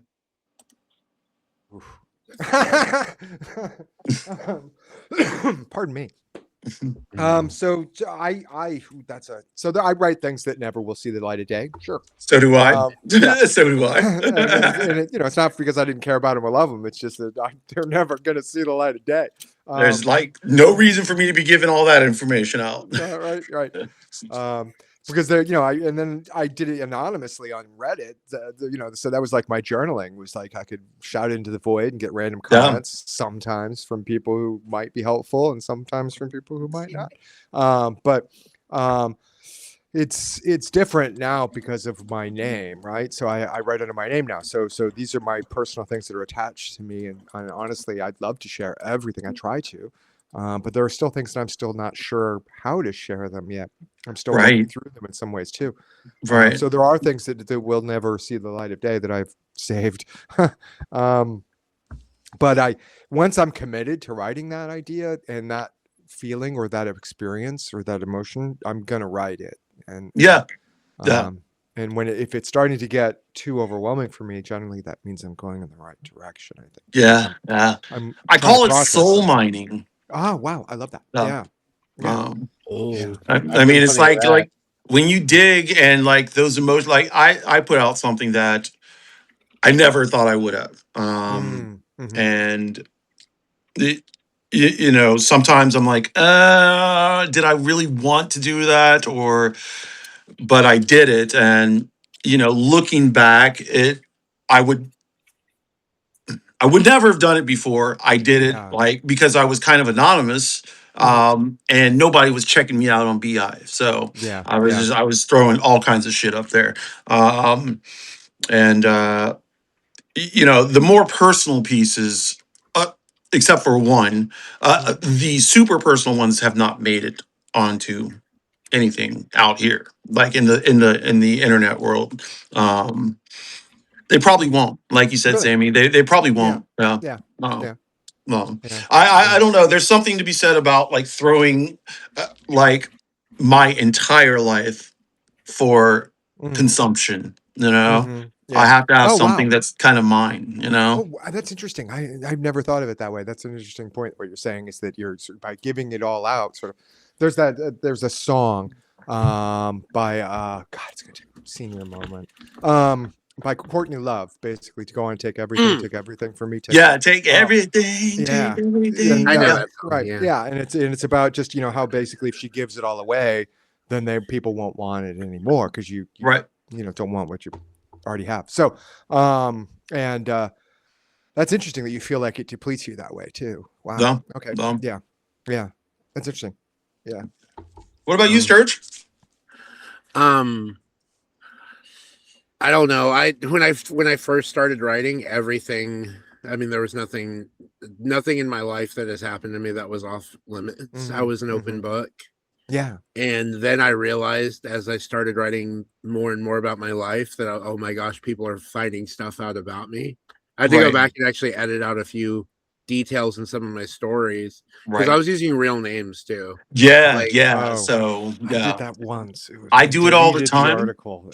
I do it all the time. That's why those don't make it on to like.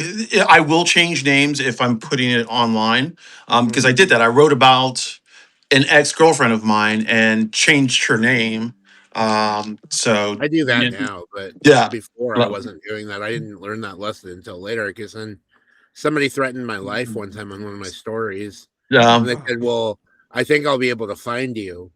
But I mean, we're in an RV and we're moving all the time. So I was like, how are they going to find me? And then I was realizing if I tell them exactly where I'm at, they might be able to find me. Right. So I'm like, okay, maybe if I'm going to come out with some of these inflammatory takes I've taken, like one where I said one time, Tesla's Cybertruck is just basically a glorified trash can. It is. And I wrote that article a while back, and I got like thousands of comments and thousands of views. I mean that story blew up. That story is viral. Like you said, one of your stories went viral. No, minorly viral. Yeah, well, you said viral, but my notes go viral. My stories do not. This one on Medium got like 20,000 views. Oh shit!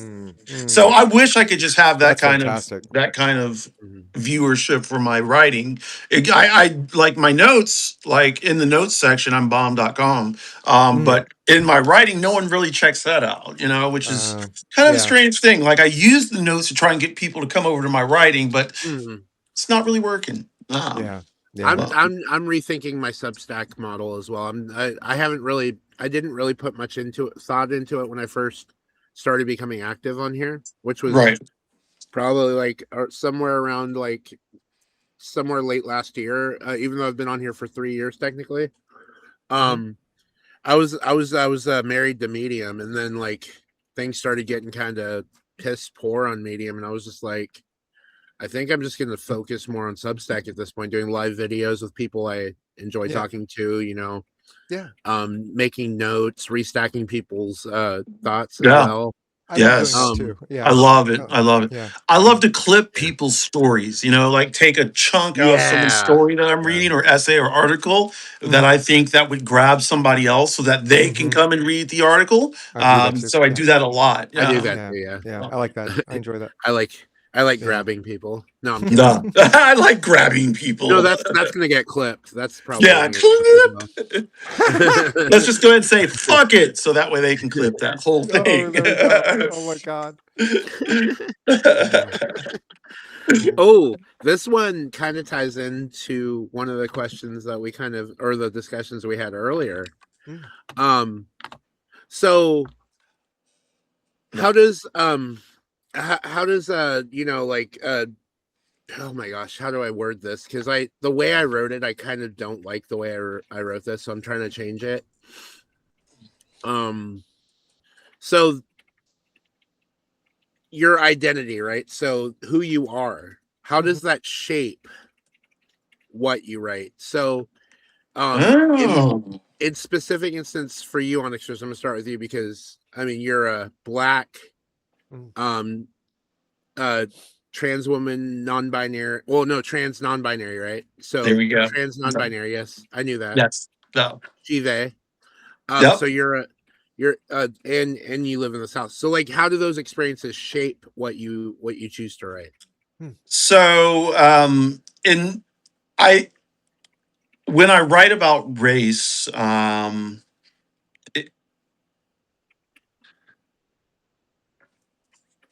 being in Atlanta, I'm influenced by a lot of Black culture because Black culture is all around me.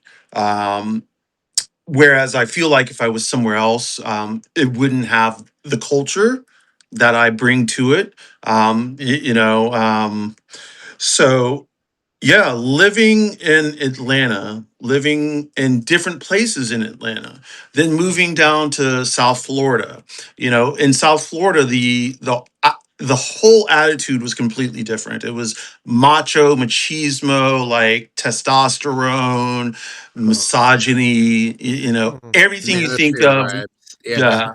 South Florida is just like that, and I just it was not my vibe, and I could not produce anything because I was so stuck because I just couldn't breathe in South Florida.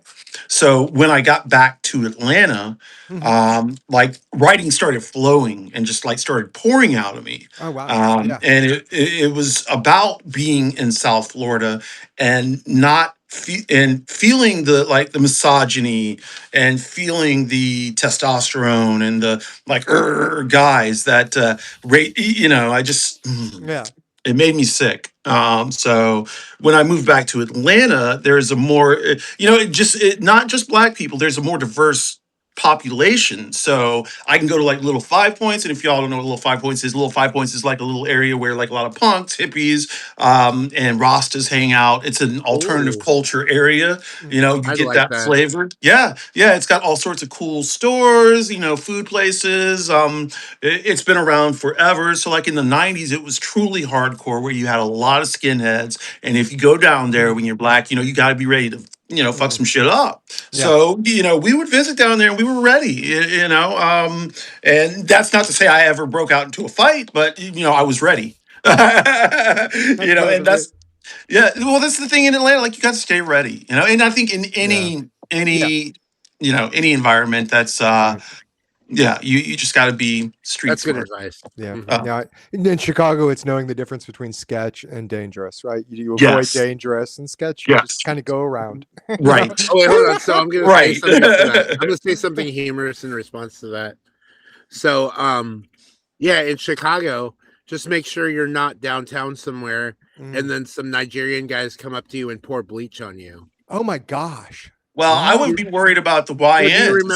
Do you remember that? The guy from the show Empire? Oh yeah, I remember when he got attacked. Yeah, or that's what I'm talking about. He didn't get attacked. He didn't know they beat it. They like Jussie Smollett. Smollett. Right. He paid those motherfuckers to like those do were some shit to him. Nigerians. Yeah, those Yeah, are I know. Oh wow. That's okay. what I was referencing. I remember it being in the news, but I never really understood the backstory or never. And they were apparently they were MAGA, but they were like these Nigerian guys who he paid. Wait, Nigerian MAGA? I don't know. No, they're not. Wait, no, hold on. Make Ghana. No, wait. Like a cancer. I was trying to tie in Ghana there somewhere. Make Ghana great again or something. Why not? Why not? Yeah. Mugga. All right. Same question for you. Oh wait, wait. Yeah. Same question for you. Honey, I don't remember the question. I'm sorry. How does your identity shape what you write? Oh, wow. I didn't even finish all that. Sure. Go ahead. You should go. Really quickly, because it's multi-layered for me. Being trans, being non-binary, being femme, being black, and having a deep voice, being around all white people when I went to high school, my last year and a half, versus when I went to high school my first 2 years, where I lived in a on base, but the school I went to was 75% black, 20% Hispanic and other brown, and the rest 5% or whatever were white. Then I moved to Atlanta, to where I moved in Atlanta, and out of my graduating class of over 1,200 students, there were only 6 black people. Yeah. Wow. Okay. So it was a complete culture shock and change. So yeah. Anyway, go on. Sorry, multi-layered is what I'm trying to say. Layered. Yeah. I like it. Yeah, I like it. I like it a lot. So how does my identity and your environment and all that, just everything? That makes you like. So my entire thesis or theme, I guess, is that despite the fact that we have all sort of subjective individual experiences, that community is still important in that. Of course. And so I write a lot about community. I write about the community I live in.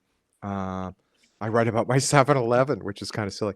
But I'm community extremely is survival. Yeah, it is. It's necessary. No one's an island, and I truly believe that. Right. No one is an island. No. I mean, if you go back and, do it philosophically, you could go talk about, in the state of nature, you had to. If someone was stronger, they could beat you up and take your fruit. And if somebody was cleverer, they could trick you into giving you your fruit. So you band together so that you have a better chance to survive those kinds of attacks. My fruit would beat the crap out of somebody if they tried to steal him from me. Well, there you go. Good for you. I love that. Someday I want to eat your fruit. Okay. I don't fucking say that. I'm so sorry.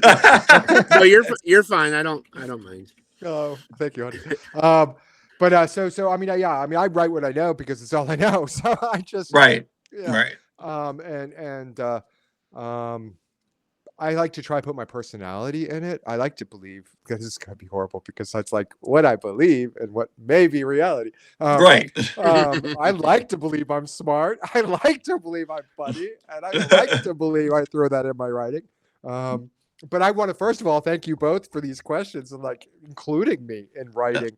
I mean, OnyxRose has a whole novel there, book there, and you have 17,000 publications. 1,700, yeah. 1,700. Yeah, I'm very lucky to be in this group because I don't. Yeah, that's not me. I feel starstruck because I'm talking to a radio DJ. And more. Sammy is more than a radio DJ. Like Sammy says, she's both smarter and dumber. Now I don't know about the dumber part. I was actually going to bring that up. After she said that, because from what I've gathered from our conversation today, I'm getting a lot more of the smarter than. Oh my god, me too. She hides it behind the but no. But I couldn't tell you how to start my car on some days when it's shit. Like, come on, I can't do that. Example. I know how to do that. I think those are our senior moments. Yeah, our edible moments. The edible just kicked in. The edible just kicked in. Well, I'm 44, but I feel very. Yeah. Well, I was gonna say I'm 44, but I feel very senior. Yeah. I'm 53 and I feel like a little kid. Oh, shit. I mean, yep. No, I'm 58 and I feel the best I've felt in a long time. I have to admit, it's just it is the new 40. No. 58. Yeah, there you go. 58's the new 40. Exactly. No, I'm kidding. I'm so kidding.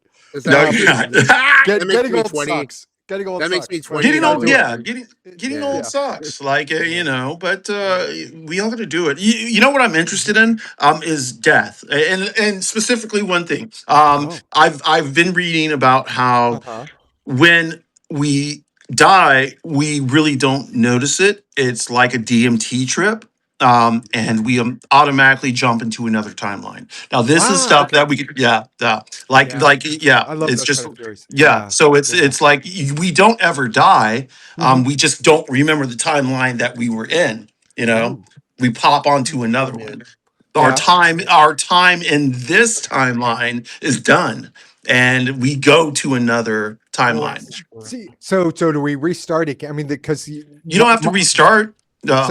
But then at some point you would be so old that you would just keep dying in every timeline, right? Well, so here's the thing: like there are at least 12 dimensions butting up against each other, and at any time, like you can see like glitches in the mainframe, and this is like. You got to go with a lot of stuff. You got to do a lot of looking, and then you got to do you got to start to believe. Like I believe it. So I'm like in every conspiracy theory, there is some truth. And if you understand how the CIA and the FBI, how they all operate, is they will tell you exactly what's going on. But it's so ludicrous, you don't believe it. You know. It's just so ludicrous you don't believe it. Minds are small, they choose like children. Yep. Yeah. There we go. Yes. Yes. Plato proved that the soul continues, right? In one of his little what are they called? Anyway, it was I think the Kaito, but he couldn't show that it started immortal, but it went on forever. But he couldn't show that it went past forever. Right. And I have an idea for me. Cosmology. I have these moments where it feels like to me like this could fit the theory cause versus coincidence, but where I've had a near life experience and I can imagine that in one way that life ended, and now all of a sudden I'm like in a new life, or whatever, or a new timeline.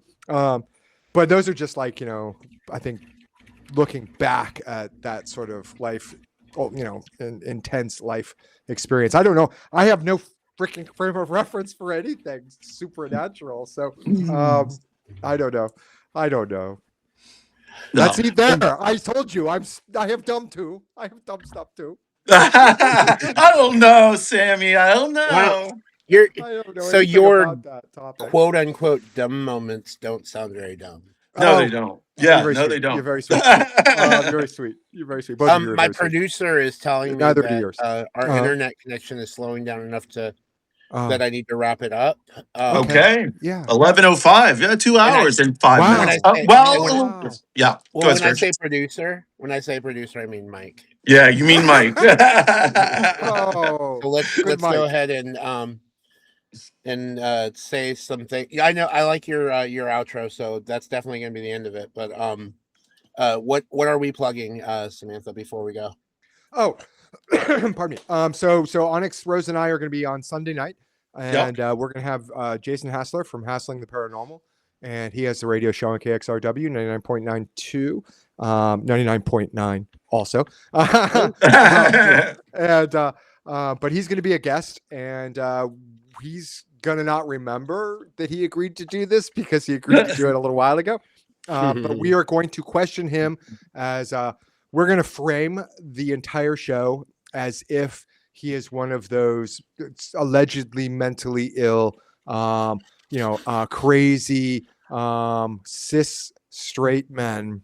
And we're going to ask him all about his crotch and his dating habits. And we're going to ask him all about how he knew he was straight And where does he use the bathroom? How does he use the bathroom, and how safe does he feel when he's using that bathroom? Yes, right, exactly. So we're gonna, well, these are interesting questions too, but we really just want to know what's in his pants. I mean, come on, that's what it's all about, right? So that's it. This is must-see TV. This is so anyway, I'm sorry, I keep cutting I'll be in the comments asking him how big is it.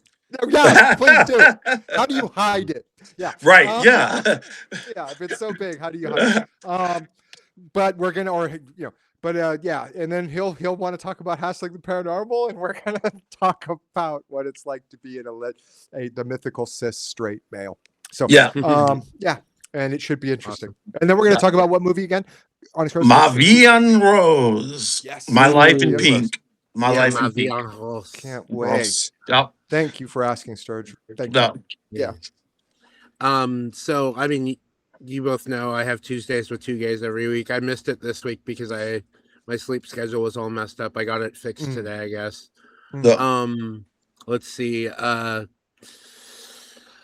I mean, I'm just gonna be here in the RV most of the time, just watching random videos. I mean, not random videos. I'm likely going to be watching Sunday because I want to see this paranormal person in yeah. But that's about it. And we've got to do this again at some point really soon. Yeah, definitely. This has been a blast. Thank you so much. Yeah, I really appreciate this. Thank you. Yeah. And yeah, that's it. And oh yeah, go ahead. Sorry. Oh, I don't yeah, I'm with Sammy. I might be with Frederick Hogue. Oh wow, you got to talk with Frederick. I think we're going to next week. Walter Ryan was just on Tuesdays with 2 gays last week. Saw that. So that's what's coming up next week for me. I think we're still nailing down the details. But yeah. So okay. Yeah, cool. That's fantastic. All right. Oh, now my favorite part's coming up. Okay. So thank you, first of all, everybody in the comments for joining in. Sorry we didn't get to address if anybody had stuff. I know Sturg was in there. But yeah, so the way we close it out is no trash, no transphobia, no racism, no ableism, no sexism, no homophobia, no xenophobia, no Islamophobia, no borders, reparations, land back, fuck Trump, fuck ICE, and fuck cancer. Fuck cancer. Yes. Yeah. Love you, Adam. Thank you so much. Yeah. Love you. All right, guys. Everybody have a great night. Thank you so much. Bye. Thank you so much, guys, for having. Thank you, y'all. Jeez, I did it. Thank you all. Thank you all for having me on. I really appreciate it. It was a blast. It was so much fun, y'all. We'll have to get back and do it again. We're doing this again. Thank you, y'all. All right, everybody have a good night. Yeehaw! Yeehaw!